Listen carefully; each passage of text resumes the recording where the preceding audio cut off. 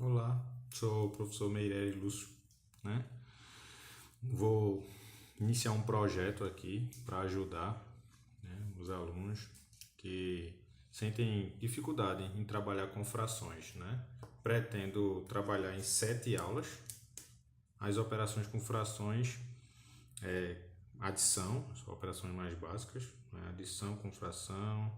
Também quero trabalhar subtração com fração, quero trabalhar multiplicação com fração, divisão. Também quero trabalhar, né, duas operações interessantes, a potenciação com fração, né, não importa negativa ou positiva. E também quero trabalhar a radiciação com fração, por exemplo, 1/100. Né? Quero trabalhar essas 6 operações.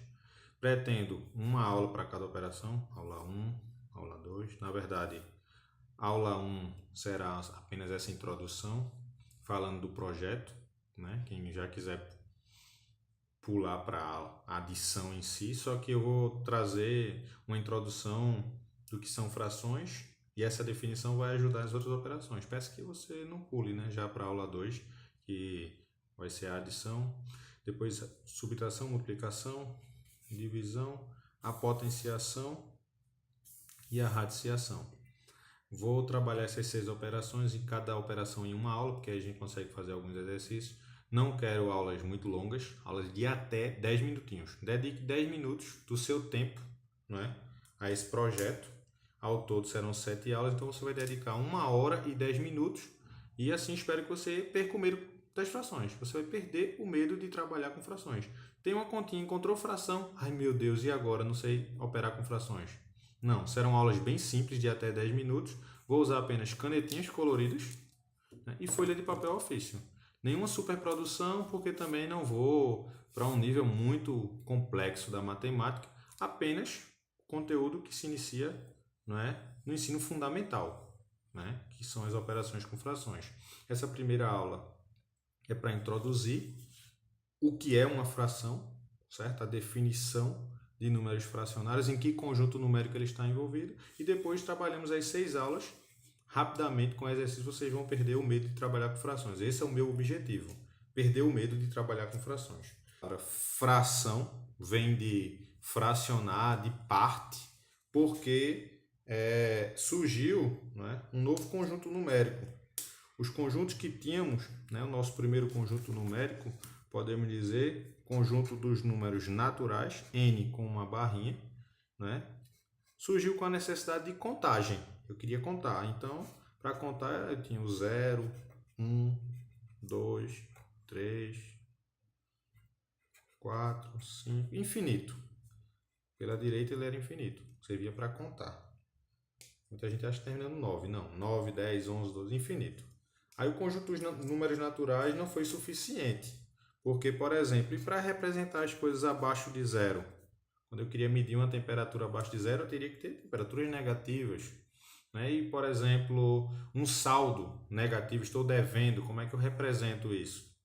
Então surgiu o conjunto dos números inteiros. Deixa eu colocar o nome aqui, porque você, quando estiver estudando, não precisa estar voltando o vídeo.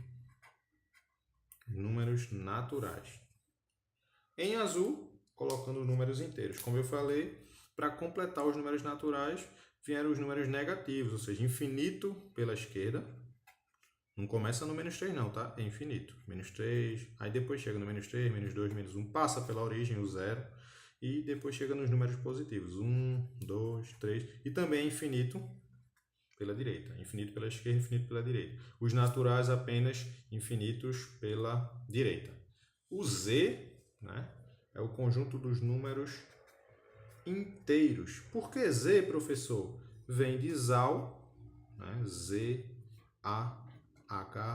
que é número em alemão. Né, já que um alemão, Ernest Zenet, ele foi estudar o conjunto dos números inteiros, um dos primeiros, em homenagem a ele, utiliza-se Zal para dar nome ao conjunto dos números inteiros. E um conjunto ao qual pertencem as frações. Querem trabalhar com frações, operações com frações? Então é preciso falar desse conjunto. É um Q, com um tracinho, que a definição dele é um pouco mais complexa, já que ele compõe dentro dele, né? Ele contém os naturais, os inteiros e agora os números fracionários. Qual a necessidade? Às vezes você vai medir algo, por exemplo, algo pode ter 1 metro, pode ter 2 metros, mas pode ter algo entre 1 metro e 2 metros, por exemplo, 1,75, né? O 1,75, que eu posso escrever na forma de fração, na forma de número misto, como 1 inteiro 3/4, e ainda posso escrever ele como sendo 7/4. Opa, olha as frações aparecendo. Então, quando a coisa não é inteira, ou seja, não pertence ao conjunto dos inteiros, surge a necessidade dos números fracionários, os números, né, que são parte de um inteiro, ou mais de um inteiro. Então, que conjunto é esse? Os racionais. Ele é representado, seus elementos pode ser qualquer número, tal que este número possa ser escrito como, certo? Um quociente, ó, o Q de quociente. Como quociente entre dois números. Agora, onde esses dois números A deve pertencer ao conjunto dos inteiros, ou seja, o numerador, que é o que chamamos, né, o número de cima de uma fração, ele deve ser um número desse conjunto aqui. E o denominador também. Agora tem um porém. O denominador, ele pertence aos inteiros também, só que com um asterisco. Para que serve esse asterisco? Excluir o zero.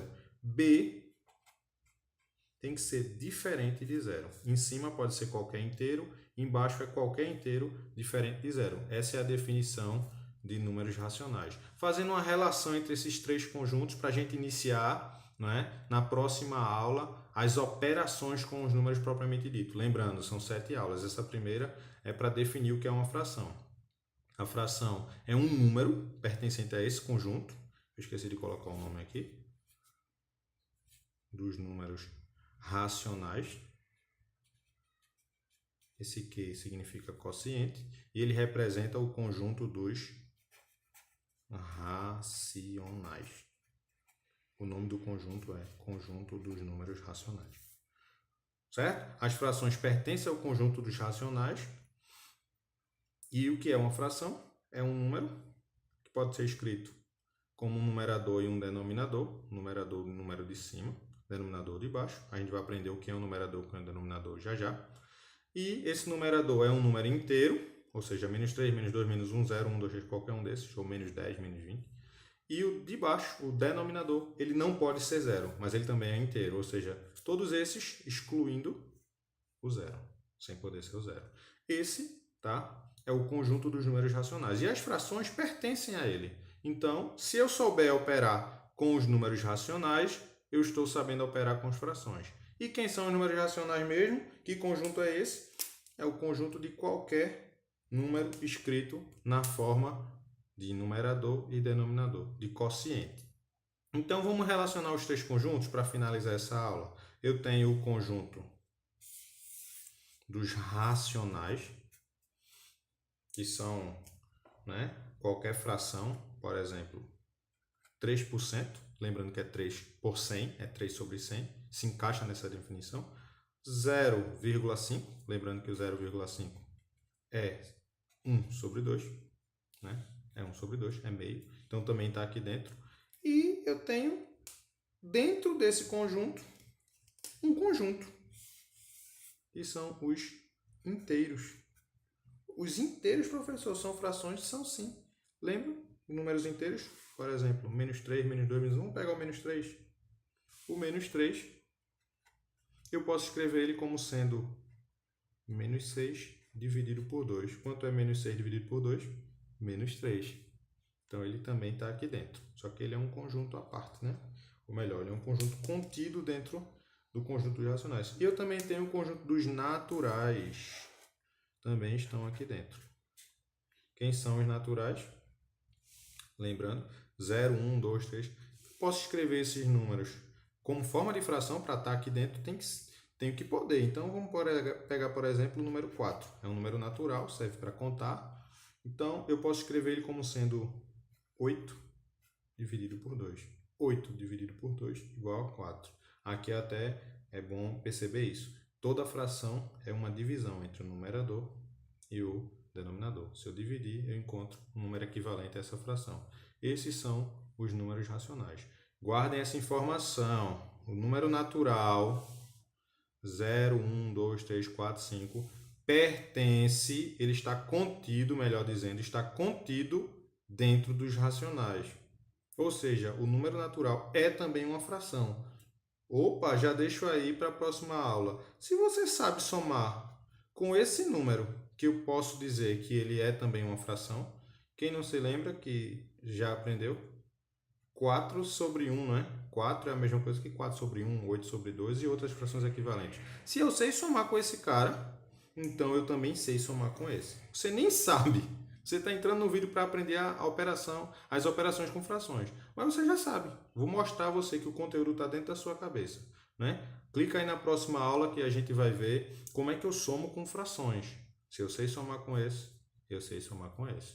Você vai ver. Clique na próxima aula.